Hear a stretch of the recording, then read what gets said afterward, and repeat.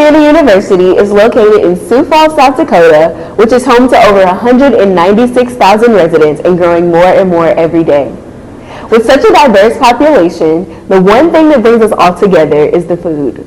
Restaurants like Sanaa's Gourmet Mediterranean, Watecha Bowl, and Roots of Brazil, just to name a few, allow people to experience foods from places they may never get to visit. Buckle up and get ready to ride as we take you outside of Augie's campus and into the kitchens of some of Sioux Falls' most culturally diverse restaurants to give you a behind-the-scenes look at how their dishes are made and to hear the stories that inspired them. Todo mundo tem amor que quando deita e olha pro teto. Vem a pergunta, será que se fosse hoje a gente dava certo? Um episódio que nunca vai ser lançado, um álbum incompleto. Uma história que parou pela metade, cê imagina o resto. E saudade que toma, que toma, que toma conta de mim. E não me dá remorso, nem raiva, nem ódio da pena do fim. Agora o nosso quadro, casando na igreja, não vai ser pendurado.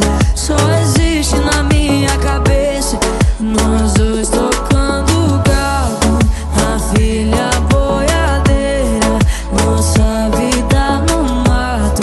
Só existe na minha cabeça, vai ser amor mesmo não ser na vida inteira. Vai ser amor mesmo não ser na vida inteira.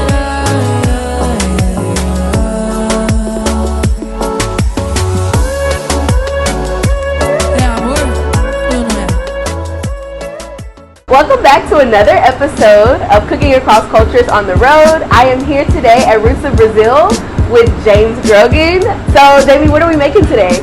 Well, today we're going to make a fried red snapper. So first I'm going to score the fish, and then I'm going to lightly dust it, get a nice coat on it, and then we're going to take it over to the fryer over here behind me, and then I'm going to drop it in here and let it fry for a little bit.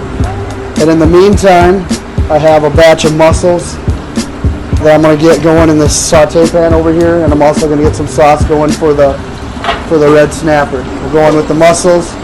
I'm going to do like a beurre blanc to go on top of the red snapper once it's ready to go.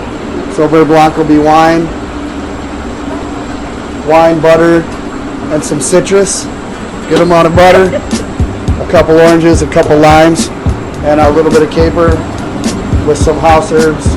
And then over here for the mussels, it's going to be kind of the same setup. I'm going to do wine, some butter, some garlic, roasted garlic. And then over here I'll do 4 orange wedges for it, some red onions, some herbs, and like 4 smoked tomatoes. So we got that going now. I'm going to cover it with a lid so it can steam better. Our sauce is going, the snapper's down. So regionally we have a lot of seafood we eat, and we're also in the mix of a lot of beef. The Brazilian cuisine, for me, I think it's the biggest melting pot in the world, culture-wise. You got cuisine, African cuisine, Japanese, Italian. There's a little bit of everything and everyone down there. So it gives you an opportunity to kind of play with all the food, or at least growing up, you get to eat a lot of different food from different places. So we're still about 5 minutes out on the snapper. Over here, if you want to help me. Yeah, of course. This is called pau de queijo. This is like a special dish in Brazil. Everyone eats it, just like kind of like cheese puffs, cheese balls type deal. If you want to put it in this oven right here. Yeah. Careful when you open it up. It's going to open towards you. Yep. We'll put it in there and get that bacon. What foods do you like to eat? I try to eat a little healthier. Yeah. But I do notice that there's a lot of like pork and beef in like the Brazilian cuisine. Is there like a reason why? That's more of a just flavor. I think even with the greens, beans, all that. You just drawing flavor out is what you want to do. Gotcha. You know, I don't think Brazil wise we definitely are more pork producing than the United States. So we got these steaks going. So what we're going to do is Brazilian barbecue. Usually includes picanha, which is the beef cut we have here. And then this here is yucca root. So for us in Brazil, this is pretty much considered like our potatoes. So you can do like mashed yucca out of it. It'd be like mashed potato, French fries. Like any way you use a potato here in the States, over there you use yucca root the same way. Got a lot of muscles in here. Yeah. So now I'm going to add a little bit of pepper to it. I'm going to hit it with a little Aleppo and togarashi. So how did you get started cooking? Well, my sports career didn't really work out for me. So I had a scholarship to play football, and when I went to the school, I was 2 years out. When I went to school, the recruiter was gone and the head coach was gone, so then I didn't know what to do with myself. So, Gotcha. So then I fell into this kitchen. A friend of mine got me a job at a kitchen, and next thing I know, I fell in love with it. It's kind of been, and so I've been doing it ever since. And I think it makes you less picky of an eater once you're in here doing, I think before, like when I was a kid, it was like everything well done. I don't want to eat vegetables and all that, Yeah. So, and then becoming on my way, becoming a chef and whatnot, then it's like I have to try everything. I have to be obligated to taste everything. Whether I'm going to like it or not, I still would like to get a flavor profile about it and see what it tastes like or what it would go good with. Absolutely. For people that would like it. So now we're just playing the waiting game for everything to get done. Food as well, man. Food culturally can bind you back to memories of family members you've lost, or friends, or certain situations or instances when you were younger. Like smells, taste, old recipes. So you kind of always get to stay with people, and then you always can find new, create new, and then broaden your palate as well with new stuff. There's always a connection with food, I think, for everyone, feeling wise. So are your recipes like from family members, passed down for generations, or are they kind of like your twist on some things that you enjoy eating? I got a little of both, and I think that's the interpretation of a recipe. I think that's pretty much what it is. Is it doesn't have to be exactly what anyone wrote down or how anyone did it. You can interpret it however you want and play with it and mess with it to your liking, or maybe you add something or add a little twist to it or something like that and make it a little different or enhance it, or there's something in that you don't like and then you add something different to it. So I got my bread ready for the mussels. The snapper's about ready to come up, so are the fries. Mussels are about ready themselves. I don't know if I have a bowl big enough for them right now. So do you eat beans? Yes. I do eat beans. Black-eyed peas, or what beans do you prefer? All of them. So I've been here before, like 3 times. And I really like the greens. I like the beans. Everything I've tried has been really good. Good. I've had the shrimp and grits. That's one of my favorites. You did? I wish I would have known that. I made some shrimp and grits. I had the jerk chicken.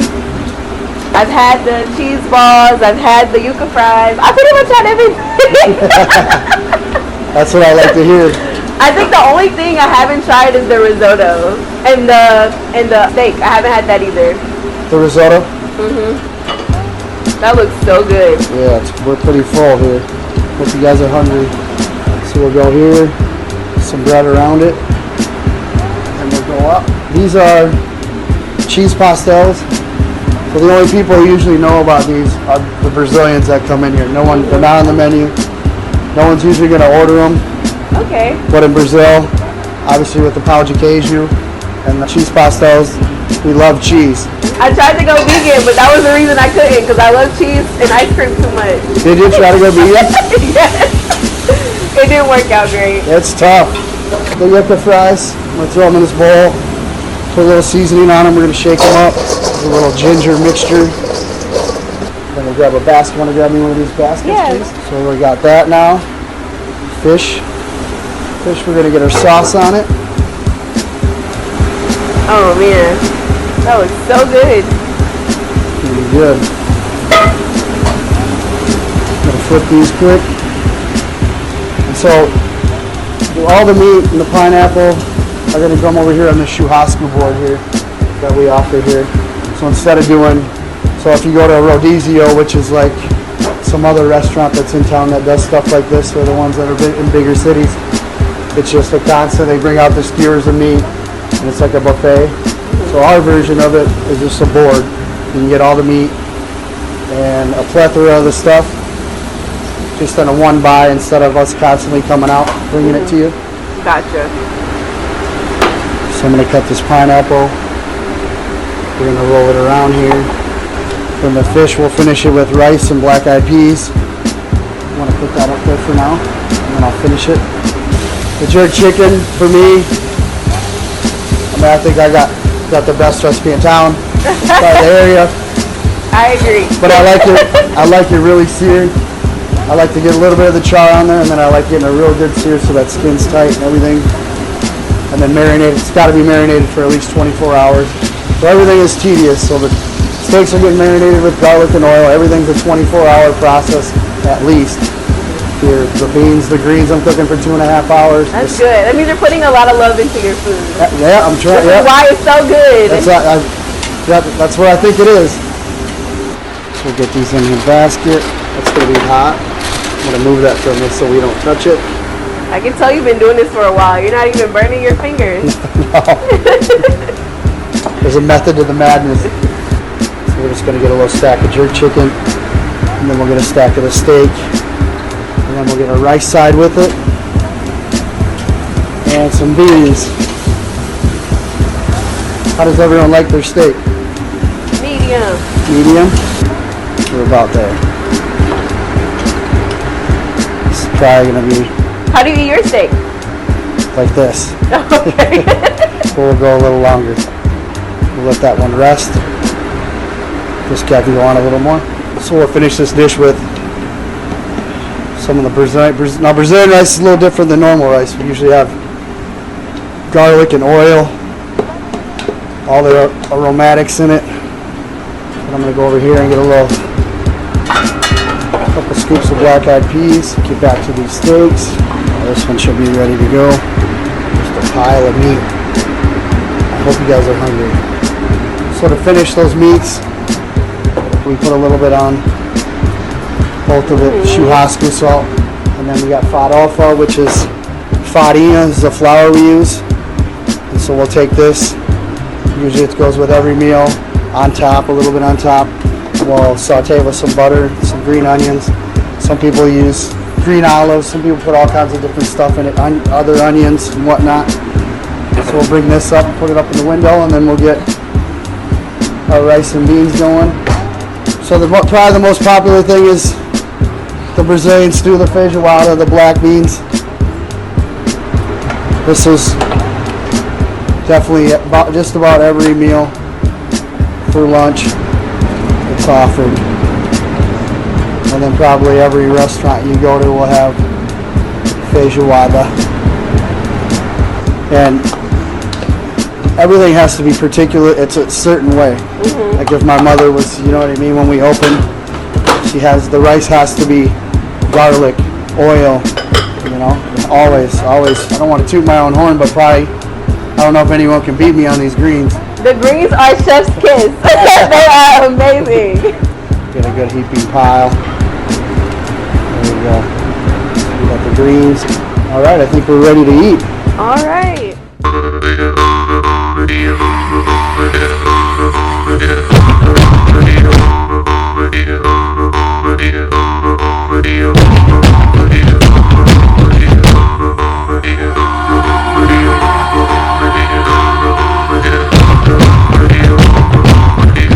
Boa noite, povo, que eu cheguei.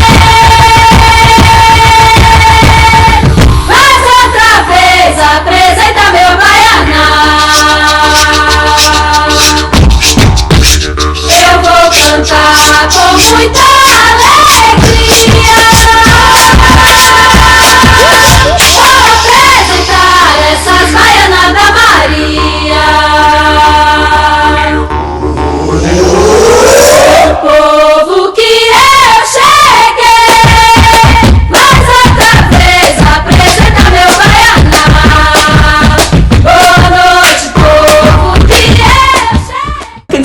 conversation. We have Jamie with us still. Then we also have Olivia Rose, who's a server, among other things, here at Roots. And then Rachida is here also behind the camera. So Jamie, can you tell us what all we have here? You bet. Today we made a bowl of mussels over here, sauteed mussels. We have the red snapper that we have on the menu with the black-eyed peas. We have our churrasco for four board that comes with the salad, the fries, the feijoada, the rice, and the side of greens. And then we have the pão de queijo, which is a good appetizer we have. I want everything, but you'll have to sample. Help me because I don't even know. Well, for the churrasco, usually you can just pick the meats you want, and then I can hand you rice and beans. So I usually put the rice and then the beans on top. And then to give like the rice and beans a good texture, I would use like the farofa. That is really good on top of the rice and beans. There you go. Yeah. Here, I'll hand you the rice. Do you want some greens? Yes, please. Greens. I want everything. The jerk chicken is one of my favorites. Yeah. I'm glad I didn't put restrictions on the type of foods I can eat her with because I would be in trouble. I would have made a different menu. Gotta save some food for her. Yes. What is this for? What's that? This? Mm-hmm. The vinaigrette? Mm-hmm. So we like to put it on top of the beans and rice. It just gives it's a little vinegary, salty, limey, citrusy mix. I'll take some. I haven't had the red snapper. You have it? You say you have it? Me I neither. haven't. Yeah, me no, neither. I haven't had it yet. I pretty much have had everything though on the menu. But So, Jamie, can you tell us how long Roots of Brazil has been in Sioux Falls? We opened last year, April 29th. Okay. So we're coming up on our year anniversary here in April. Wow. Okay. So we're brand new. And what inspired you to open the restaurant and choose Brazilian food? Obviously, I guess because you're from Brazil, but also. Well, we felt like there's a need in the city. I think if the city's more franchise chain driven than it is culturally and mom and pop. So we thought, why not? Let's keep ourselves extremely busy and open up a restaurant. So it's definitely a family affair, from my dad doing construction to jumping on dish, to my niece making pastels, to my other sister Melissa making desserts and whatnot, my mom making desserts, my sister Kayla doing books and whatever else she can do, and my brother-in-law Mark being front operational and doing construction and everything. So we're with each other a lot, which I was a little worried of. Sometimes you can get sick of each other, but Yeah.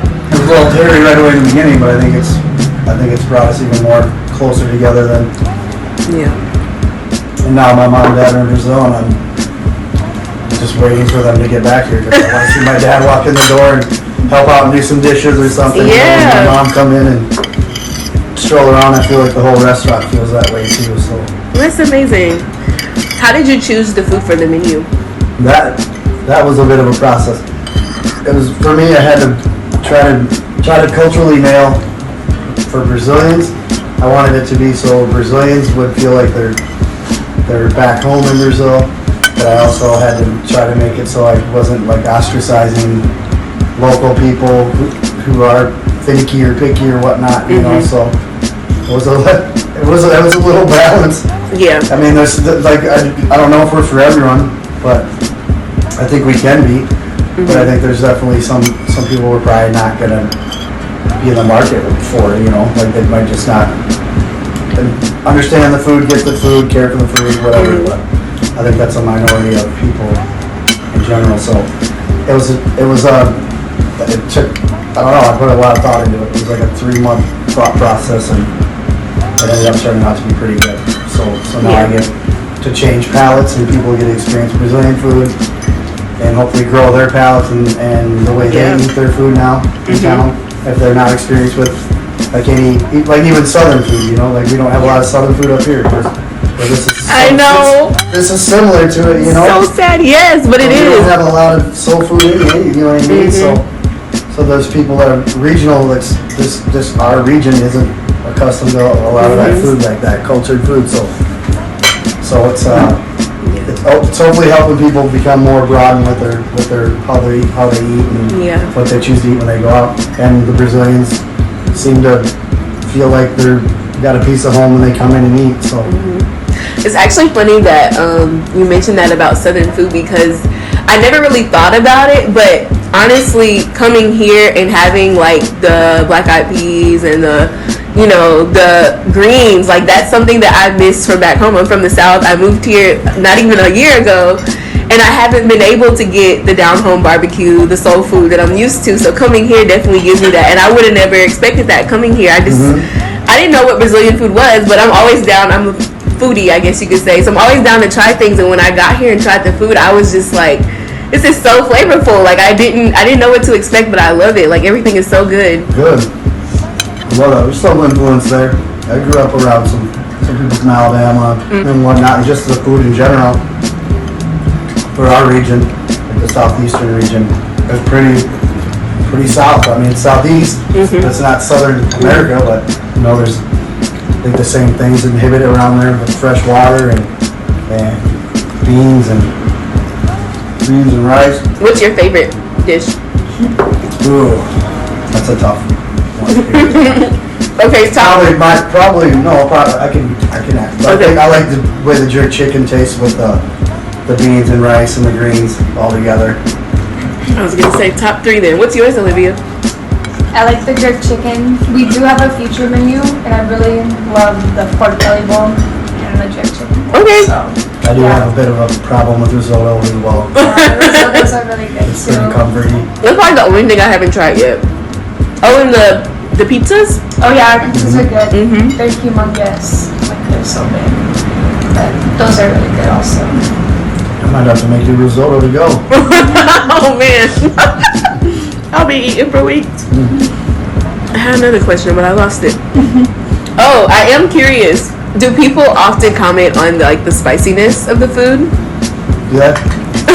Sometimes. It's like, I would say sometimes with the jerk chicken, they can, what else? The Brazilian food itself isn't really spicy. Yeah. But the kicker is, for us there, we'll make like a hot sauce, fresh hot sauce, and then put it on top of the food. And generally it's not. I just wonder because I know, being in this region, I know a lot of people say that certain things are spicy that aren't necessarily spicy. They just maybe have a pepper flavor or something like that. So I wondered if you kind of got the same. Yeah, like ranch. People say ranch is spicy? I'm going to take a nap after this. Oh, traditional. So we're still in lunch hour, yeah. Yes. So that's what we take, naps. Usually the lunch meal is the biggest meal. So it'd probably be like this, exactly like this for lunch. And everyone sits at the table. This is a family. This is set up because this is generally how it is for family seating for us. If we go to my grandma's or my relatives or our place for lunch, there's a big table and everyone sits there and eats. And then when it's done, the guys are out.